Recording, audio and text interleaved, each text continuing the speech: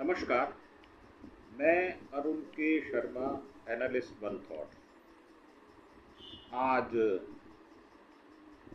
प्रिया सरोज जो लोकसभा की सदस्य हैं, उन्होंने कहा है कि अनिरुद्धाचार्य माहौल को बिगाड़ रहे हैं। और आज ही जो छंगुर बाबा हैं, उनके 14 ठिकानों पर ईडी की रेड की गई है। और इसमें जो बड़ी खबर है वो यही है कि छंगुर बाबा के ठिकानों पर छापेमारी चल रही है। ईडी ने गुरुवार यानी आज 14 ठिकानों पर छापा डाला। अब शुरुआत करते हैं कि यूपी में धर्मांतरण के मास्टरमाइंड छंगुर बाबा के ठिकानों पर आज ईडी की रेड हुई। गुरुवार यानी आज सुबह 5 बजे से बलरामपुर के 12 ठिकानों और मुंबई के 2 ठिकानों पर छापेमारी चल रही है। सूत्रों के मुताबिक 100 करोड़ की फंडिंग के मामले में ईडी ने यह कार्रवाई की है। एटीएस को छंगुर बाबा के हवाला नेटवर्क, संदिग्ध बैंक ट्रांजैक्शन और विदेशी फंडिंग के सुराग हाथ लगे।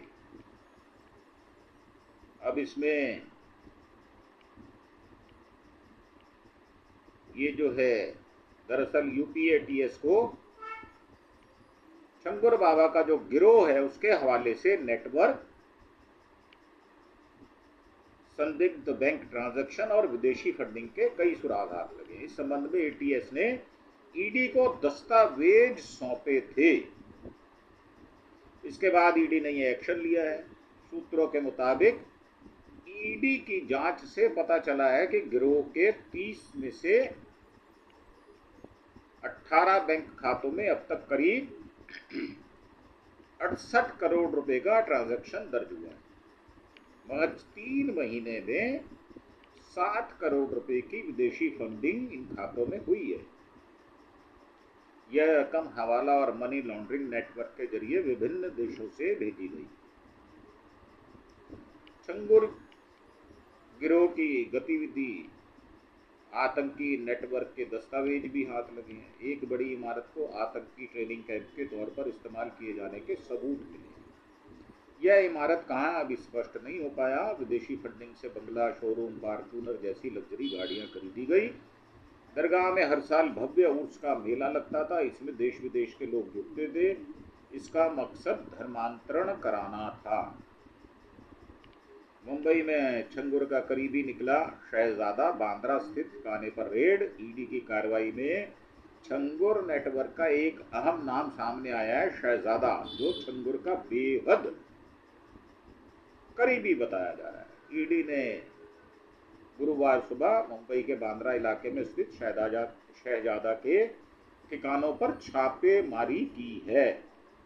शुरुआती जांच में सामने आया है कि शहजादा के खाते में 2 करोड़ रुपए की संदिग्ध रकम ट्रांसफर की गई थी। यह रकम बलरामपुर निवासी नवीन के जरिए पहुंची थी। ईडी को शक है यह पूरा लेन देन धर्मांतरण नेटवर्क से जुड़ी हवाला फंडिंग का हिस्सा है। इस पैसे का इस्तेमाल छंगुर गिरोह की गतिविधियों को संचालित करने और धर्मांतरण के काम को फैलाने में किया गया। अब ईडी मुंबई से लेकर बलरामपुर तक पूरे नेटवर्क की कड़ियां जोड़ने में जुट गई, जिससे अवैध कारोबार, मनी लॉन्ड्रिंग, अंतर्राष्ट्रीय फंडिंग की परतें खुल सकें। और बलरामपुर के मतपुर गांव स्थित पूर्व प्रधान जुम्मन खान के घर पर ईडी की छापेमारी चल रही है। उन्होंने छंगुर बाबा को जमीन बेची थी। बलरामपुर में छंगुर बाबा के सहयोगी दुर्गेश के घर पर भी छापेमारी चल रही है। लखनऊ से ईडी टीमें 5 कारों से बलरामपुर पहुंची। उत्तरौला के असिपिया हाशमी हुसैनी कलेक्शन, बाबा ताजुद्दीन कलेक्शन, मधुपुर गांव, और रेरा माफी गांव समेत 12 जगहों पर छापेमारी चल रही है। ईडी छंगुर बाबा के सहयोगी दुर्गेश के घर पर भी छापेमारी कर रही है। दरअसल एटीएस की जांच से पता चला था कि दुर्गेश के गलत तरीके से छंगुर को कई जमीनें बेची थी। इन्हीं में से 3 बीघा जमीन पर छंगुर बाबा आलीशान बिल्डिंग बनवा रहा था, जिसमें डिग्री कॉलेज खोलने की योजना थी। और जो तस्वीर दी गई है, छंगुर बाबा की कोठी है। बुलडोजर एक्शन में 40 कमरे तोड़ दिए गए थे। कोठी के बचे हुए हिस्से में रेड चल रही है। देश विदेश में फैला बैंक खातों का जाल। सूत्रों के मुताबिक ईडी की जांच में नीतू के नाम पर 8 बैंक खाते मिले हैं। Bank of India, Paytm bank, bank of Baroda 3 खाते, आईसीआईसीआई, एचडीएफसी, एसबीआई, जबकि नवीन के पास 6 खाते मिले हैं। Paytm bank, bank of Baroda 2 खाते, आईसीआईसीआई, एचडीएफसी 2 खाते। इन खातों से हवाला नेटवर्क के जरिए संदिग्ध ट्रांजैक्शन सुराग मिले हैं। छंगुर बाबा की ट्रस्ट और कंपनियों के नाम पर भी 8 बैंक खाते मिले हैं। अस्वी इंटरप्राइजेज, अस्वी चैरिटेबल ट्रस्ट, बाबा ताजुद्दीन अस्वी बुटीक, इनमें करोड़ों रुपए की एंट्री दर्ज की गई है। इसके अलावा यूएई, दुबई, शारजा में स्थित विदेशी बैंक खातों का भी पता चला है। इनमें Axis bank, SBI, HDFC, Emirates, NBD, Federal bank, Al Ansari exchange के जरिए भारत में विदेशी फंड भेजा है। नीतू और नवीन के नाम बदले, पहचान नहीं। मूल रूप से चेन्नई के रहने वाली नीतू उर्फ नसरीन ने 2015 में नवीन अब जमालुद्दीन के साथ इस्लाम कबूल किया था, लेकिन आज भी उनके दस्तावेजों में हिंदू नाम दर्ज है। ये गौर करने लायक बात है। पासपोर्ट, आधार, पैन और बैंक खातों में झूठे नामों का उपयोग हुआ है। भूमि खरीद और शपथ पत्रों में भी फर्जी पहचान पत्र का सहारा लिया गया है। और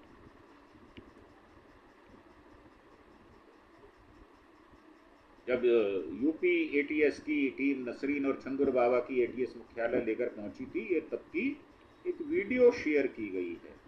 नीतू नवीन फर्जी पासपोर्ट से 19 बार यूएई यात्रा की है उन्होंने, और जो पासपोर्ट मिले हैं उनकी वैधता समाप्त हो चुकी है। इससे पता चला है कि दोनों अब तक 19 बार यूएई की यात्रा कर चुके। एक बार साथ गए लेकिन लौटे अलग अलग। छंगुर ने फर्जी पासपोर्ट से दुबई की यात्रा की थी, जहां वह धर्मांतरण नेटवर्क को संचालित करता था। अब ये छंगुर बाबा जलालुद्दीन है कौन? घर इनका यूपी के बलरामपुर का रेरा माफी गांव है। धर्मांतरण और लव जिहाद कराने का आरोप है। नवंबर 2024 में यूपी एटीएस ने छंगुर और उसके बेटे महबूब समेत 10 लोगों पर एफआईआर दर्ज की थी। 5 जुलाई 2025 को एटीएस ने सहयोगी नीतू नसरीन के साथ लखनऊ से गिरफ्तार किया था। धर्मांतरण, लव जिहाद के जरिए 5 राज्यों में 1500 लोगों की सीक्रेट टीम बनाने का आरोप है, जिनमें उत्तर प्रदेश, बिहार, महाराष्ट्र, कर्नाटका, तमिलनाडु, ये 7 जिले बताए जा रहे हैं। बंगाल में भी है एक। तो ये 7 जिलों में सक्रिय था। फर्जी एनजीओ और धर्म प्रचार के नाम पर गैंग मेंबर्स ने 40 से ज़्यादा बैंक खाते खुलवाए हुए थे। इन बैंक खातों में 106 करोड़ रुपए से ज़्यादा के ट्रांजैक्शन का पता चला है। छंगुर के गुर्गे नीतू नवीन के नाम पर गल्फ देशों के बैंक खाते मिले हैं। अल नहादा, मसरफ बैंक, गोस्ट्रो बैंक, एमिरेट्स, एनबीडी, अल अंसारी एक्सचेंज। तो 2014 से 19 के बीच नीतू 16 बार और 2016 से 2020 के बीच 19 बार यूएई गई। तो धर्मांतरण के लिए कोड वर्ड और 1500 मुस्लिम लड़कों की फौज थी। इधर एटीएस से जुड़े हमारे सोर्स ने बताया है कि छंगुर में लव जिहाद के लिए मुस्लिम युवकों की टीम तैयार की थी। 2023 से अब तक इस टीम के 1000 से 15 लड़कों को इस काम के लिए पेमेंट दी गई। भारत में छंगुर का नेटवर्क यूपी के अलावा महाराष्ट्र, बिहार, बंगाल, कर्नाटका, तमिलनाडु तक फैला हुआ है। गैंग का सबसे ज़्यादा फोकस नेपाल सीमा से सटे 7 जिलों पीलीभीत, लखीमपुर, श्रावस्ती, बहराइच, बलरामपुर, सिद्धार्थनगर और महाराजगंज पर है। जांच में पता चला है कि छंगुर ने धर्मांतरण के लिए अपने कोडवर्ड भी बनाए थे। इसमें ब्रेन वॉश करने को काजल लगाना, धर्म परिवर्तन को मिट्टी बदलना, नई लड़की के लिए नया केस या प्रोजेक्ट बाबा के सामने लड़कियों को लाने के लिए दीदार कराना कहा जाता था। इन कोडवर्ड के जरिए छंगुर अपने लोगों से बात करता था ताकि किसी बाहरी को पता ना चल पाए कि अंदर क्या हो रहा है। इस गिरोह का शिकार बन चुकी ज्यादातर महिलाओं की उम्र 30 साल से कम उम्र की है। और छंगुर बाबा पर ताबड़तोड़ एक्शन जो है वो जारी है। 10 अप्रैल को 2025 को यूपी एटीएस ने छंगुर बाबा के बेटे महबूब नवीन रोहरा को गिरफ्तार किया था, लेकिन छंगुर और नीतू का कोई पता नहीं लग पाया था। एटीएस, एसटीएफ और यूपी पुलिस बलरामपुर से लेकर लखनऊ तक दोनों की तलाश करती रही। 16 अप्रैल 2025 को नीतू के साथ छंगुर लखनऊ पहुंचा और दोनों विकास नगर के स्टार रूम में होटल में रूम लेकर रहने लगे। और छंगुर 2 महीने तक जांच एजेंसियां छंगुर नीतू को खोजती रहीं, उन्हें कुछ नहीं मिला। पुलिस ने छंगुर पर 50,000 का इनाम भी घोषित कर दिया था। 5 जुलाई को 2025 को यूपी एटीएस ने इनपुट पर होटल स्टार रूम में छापा मारा। वहां छंगुर और नीतू एक साथ पकड़े गए। शुरुआती जांच से पता चला कि धर्मांतरण रैकेट के जरिए छंगुर ने 106 करोड़ रुपए जुटाए। ये पैसा विदेशों से उसकी गैंग के 40 खातों में आया। 8 और 9 जुलाई को बलरामपुर प्रशासन ने छंगुर की 3 करोड़ की कोठी 9 बुलडोजर चलाकर गिरा दिए थे।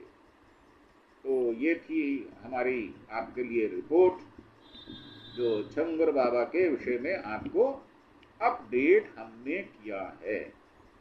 और इसके बारे में जहाँ तक हमारा विचार है, इससे भी कड़ी अगर कोई कार्रवाई हो सकती हो तो संभव है तो करनी चाहिए। इसमें कहीं कोई इस प्रकार का एंगल नहीं मिलता कि हिंदू मुसलमान का कोई विषय उठता हो। ये सीधा सीधा धर्मांतरण का मसला बनता है। पैसे देकर लड़कियों को बहला फुसलाकर उनको शारीरिक शोषण के साथ उनको मजबूर किया गया है कि वो मुस्लिम धर्म अपना लें। इसमें कहीं कोई, मुझे नहीं लगता किसी मुस्लिम समुदाय के व्यक्तियों को ऑब्जेक्शन होगा इस कार्रवाई से। हम इसके समर्थन में हैं और हम चाहते हैं कि इस प्रकार देश के अंदर कोई भी अगर धर्मांतरण करता है तो वो जालिम है, जुल्म करता है और संविधान के खिलाफ वो ये कार्रवाई कर रहा है।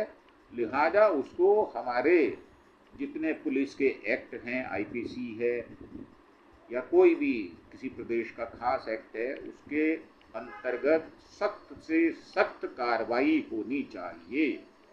हम इसके विरुद्ध नहीं हैं, हम इसके पक्ष में हैं और इस कार्रवाई की हम सराहना भी करते हैं।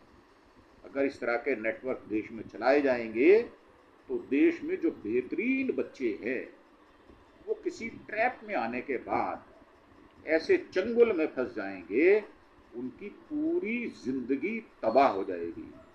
और उनकी जिंदगी तबाह ना हो इस बात की जिम्मेदारी समाज को भी है, सरकार को भी है, जो देश के राजनीति करने वाले राजनीतिक दल हैं उनकी भी बनती है, सामाजिक संगठनों की भी बनती है।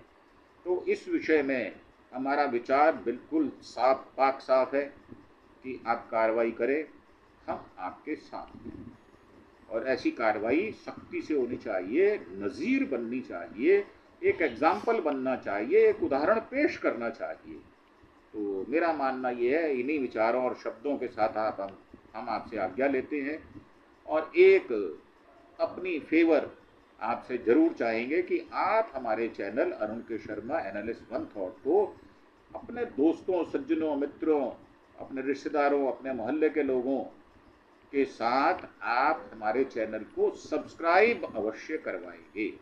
एक एक सब्सक्राइबर अगर 100 सब्सक्राइबर हमें देगा तो हमारा परिवार धीरे धीरे धीरे धीरे बड़ा होता चला जाएगा और इस प्रकार की जो इंफॉर्मेशन आप लोगों के हाथ में होनी चाहिए वो हम वर्सेटाइल तरीके से देते रहते हैं।